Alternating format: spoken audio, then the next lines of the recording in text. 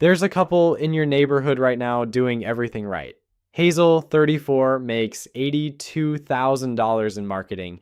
Nico, 36, makes $90,000 in IT. Combined, they're pulling $172,000 a year, which puts them in the top 25% of American households. And a smart mirror gym in the garage they use twice. And every month, when the bills clear, they look at each other with that specific quiet panic of people who genuinely don't understand how they're still this broke. Meanwhile, in 1973, a guy named Tom worked one job, supported a wife and two kids, owned a house, and had more spending money at the end of the month than Nico and Hazel do today.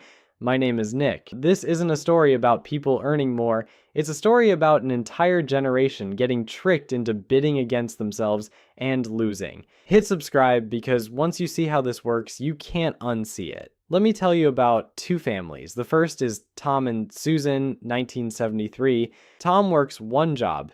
Let's say he's a mid-level guy at an insurance company and makes the median male salary around $78,400 in today's dollars. Susan stays home with their two kids. Their mortgage is $10,700 a year. Health insurance about $2,100. They have one car. Total fixed costs around $42,000 a year. After taxes and fixed costs, they have about $36,400 left to spend on whatever they want. Vacations, restaurants, savings, the new TV. The second family is Justin and Kimberly, early 2000s. Both work. Combined income, about $67,800. That's 75% more than Tom and Susan. Adjusted for inflation. Sounds great, right? Except their mortgage is $8,978 a year, up 76%. Health insurance, $1,650, up 74%. They need two cars to commute, that's another $8,000. Daycare for the 3-year-old, $5,320. After school care for the older kid, $4,350. And because that second income stacks on top of the first, they're now in a 33% federal bracket instead of Tom and Susan's 24%. Total fixed costs, $50,755. Justin and Kimberly earn way more than Tom and Susan. They also have $800 less to spend at the end of the year. They are, on paper, wealthier. In their actual lives, they are poorer. You read that right. Two paychecks, a 75% income jump, less spending money than a guy in 1973 who fixed his own carburetor on weekends. This isn't my opinion. This is from a 2003 book called The Two-Income Trap, written by a Harvard bankruptcy law professor named Elizabeth Warren.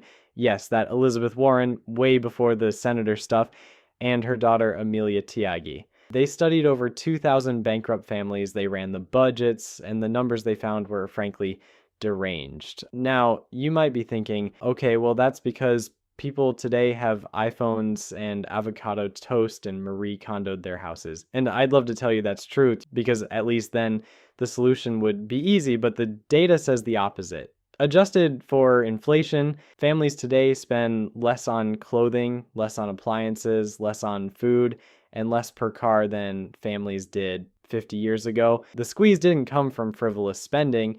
It came from somewhere else entirely, and it's currently happening to Nico and Hazel in real time. The biggest piece of this trap is housing. In 1970, the median home cost about 2.4 times the median family income. In 2026, it's about 6.1 times. In San Jose, it's 12.5. That's not a housing market, that's a fever dream. But here's the part nobody on the news will explain to you because it requires admitting something uncomfortable. The reason houses got that expensive isn't just supply, isn't just interest rates, isn't just boomers refusing to die in their split levels. The reason houses got that expensive is that banks changed who they were lending to. Picture this. It's 1995. A house goes up for sale on a nice cul-de-sac. Tom shows up to bid. Well, Tom's son shows up, same vibe. He's making one income. The bank looks at his paycheck and says, you can borrow up to 4 times your salary and your housing payment can exceed 25% of that paycheck. So your ceiling is X. Tom's son writes down a number. Then Justin and Kimberly pull up in their two cars. The bank looks at their combined paycheck and says, you can borrow against both incomes at 28% to 36% of combined pay, and you can put down 3% instead of 20%. Their ceiling is double Tom's son's number. The seller looks at both offers and picks Justin and Kimberly, obviously. The house sells for the dual income number. Now repeat that auction in every neighborhood in America for 30 years. If every family in the bidding pool can suddenly borrow twice as much, what happens to the price of houses? They go up. They go up until both incomes are required to win the auction. Once that's the new normal, single income families just can't compete ever again. The bank standing next to them is approving their competitor for double what they brought. The second paycheck didn't make families richer, it made the houses more expensive. Two-income households accidentally bid each other into a corner. That's not a market. That's an arms race in mortgage paper, and both armies lost. And right now in 2026, that's the exact corner Nico and Hazel are sitting in. Okay, but housing is just one part of it. Let's talk about why families chose those expensive houses in the first place, because this one is honestly the most depressing chapter of the whole story. Picture two houses, same square footage, same year built, same number of bedrooms. One is in a good school district, the other is in an okay school district. Identical houses, different price tags. How different? According to a Brookings study covering the 100 largest U.S. metros, homes in the neighborhoods of high-scoring schools cost on average $205,000 more than homes near low-scoring schools. Realtor.com pegs the premium at 49% above the national median. Redfin calls it $50 extra per square foot. For a 2,000 square foot house, that's roughly a $100,000 surcharge for the privilege of sending your kid to a public school that's slightly above the local average. A $100,000 surcharge for a free school. And here's where the bidding war eats itself. If every dual income family in your metro is fighting for the same school district, the only way to win is to put more of your income into the mortgage, which means you need the second paycheck to make the payment, which means the second parent has to work, which means daycare costs go up, which means you need even more income, which means you bid even harder next time. The school district was supposed to be the reward for working two jobs. It became the reason you can't stop. And the cruelest joke, it's a zero-sum game. The good district only stays good relative to the bad one. If everyone moves in, the premium resets at a higher price. You're paying $100,000 extra to stand in the same line you were already standing in. Now let's talk about the expense that literally did not exist as a household line item for most of human civilization: childcare. In 1973, when Susan stayed home with the kids, the cost of childcare was zero. Not low, zero. It didn't appear on the family budget because the person providing it was already there. Today, the national average for childcare is $13,128 per year per child. For infant center-based care, it's over $19,000. In Washington, D.C., it's $24,243. In 28 U.S. states, the annual cost of infant childcare is now higher than in-state public university tuition. Let me say that out loud. It costs more to send a 1-year-old to daycare than to send an 18-year-old to college in most of the country. The Federal Department of Health and Human Services says childcare is affordable if it's 7% of your household income or less. Not a single state in the country meets that benchmark for center-based infant care. 0 states, not one. And here's a piece of math nobody tells you about, which is genuinely going to ruin your day. When that second parent goes back to work, their entire paycheck gets stacked on top of the first one for tax purposes. So that $50,000 second income isn't getting taxed at the low brackets the first $50,000 enjoys. It's getting taxed at the top of the pile. Sometimes 30%, 35%, even 40% effective when you add federal, state, and payroll. And it can push the family out of certain credits and subsidies that single-income households at the same gross income would still qualify for. The child care credit phases down, The earned income credit disappears. Sometimes ACA subsidies vanish. You can earn more on paper and take home less in cash. So when the second parent goes back to work to bring home that second paycheck, the first thing they do is hand a huge chunk to a daycare and then hand another huge chunk to the IRS. If they have 2 kids under 5, they might be handing over $26,000 to $40,000 a year in childcare alone just to be allowed to work. That's before taxes, that's before the second car, that's before the work wardrobe and the takeout dinners because nobody had time to cook. And here's the trap inside the trap. You can't not pay it because if you quit your job, you can't afford the mortgage you signed when you had 2 incomes. So you keep working to pay for the childcare that exists because you keep working. It's a perfect financial Mobius strip. Okay, deep breath. We've talked about the bidding war. Now let's talk about what families lost in the trade, because this is the part of the 2-income trap that doesn't get nearly enough attention. In 1970, a typical middle-class family had something that doesn't show up on any economic spreadsheet. They had a non-working adult in the prime of their working life sitting at home. We usually call this person a stay-at-home mom. But that's not actually what she was, financially speaking. She was an unemployment insurance policy with 0 premiums, infinite paid time off, and a customer service line that always picked up. If dad got laid off, mom could go get a job. If dad got sick, mom could pick up part-time work.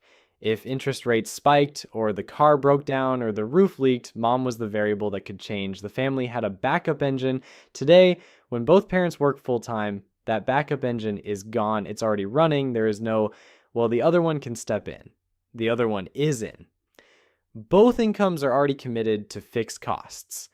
There's no reserve. So if dad gets laid off in 1973, the family takes a hit and adapts.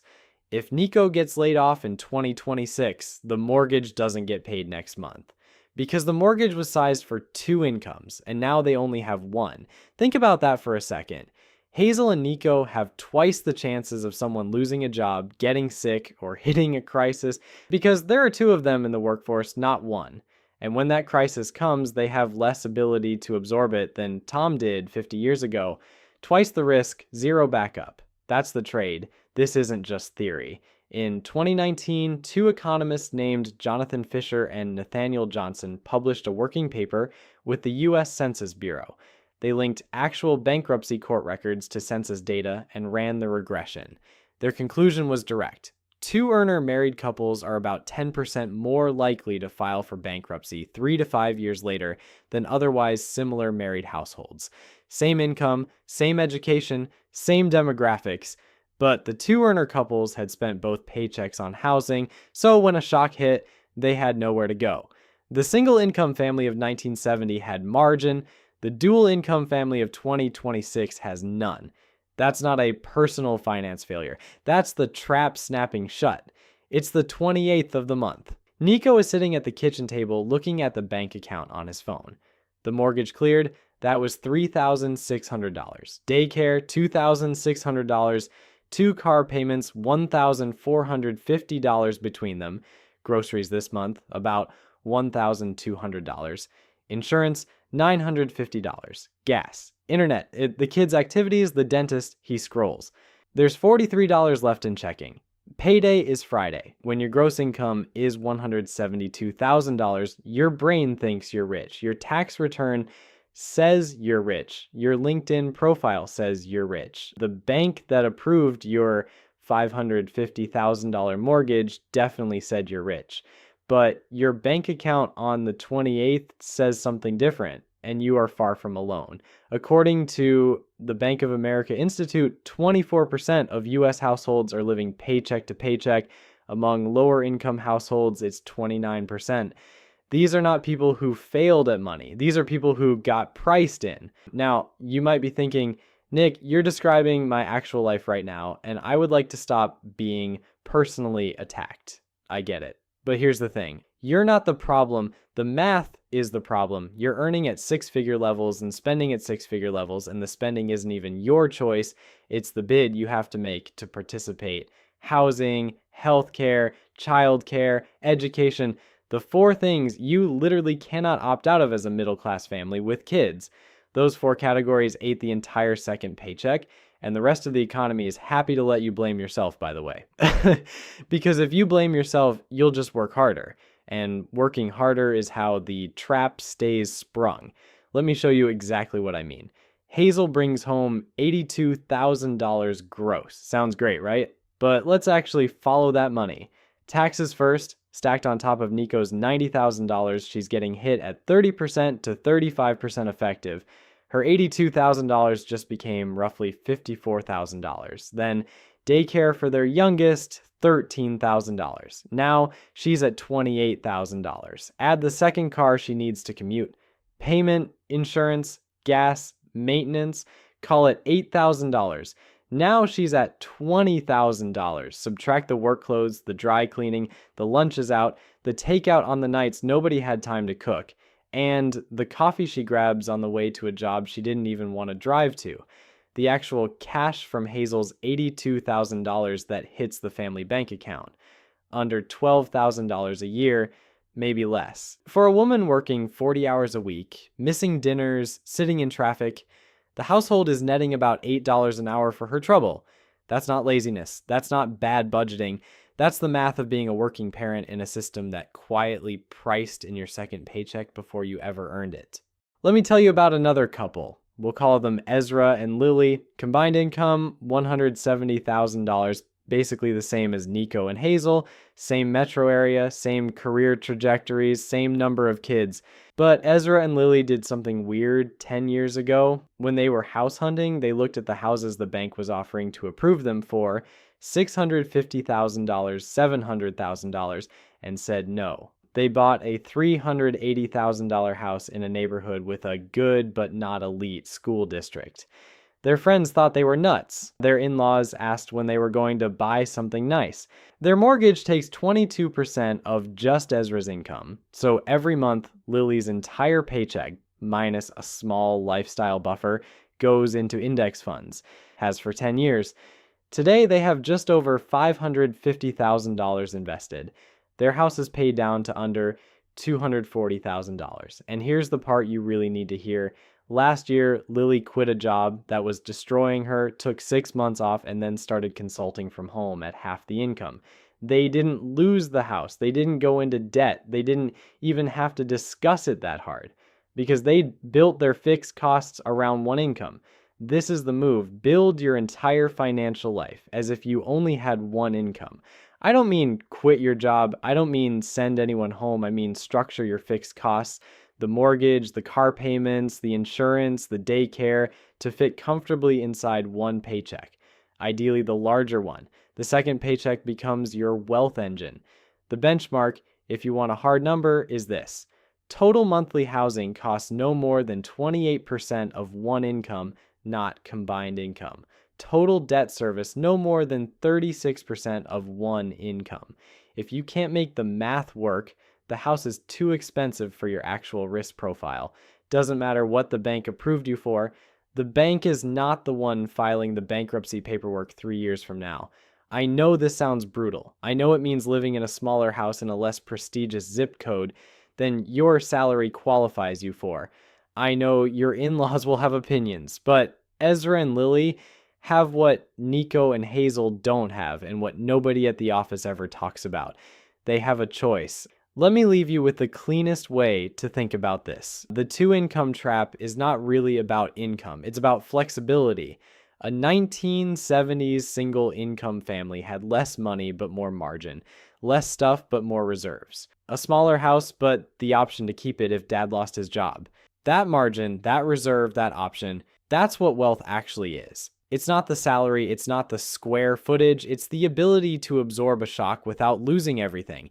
Two incomes were supposed to give you double the security.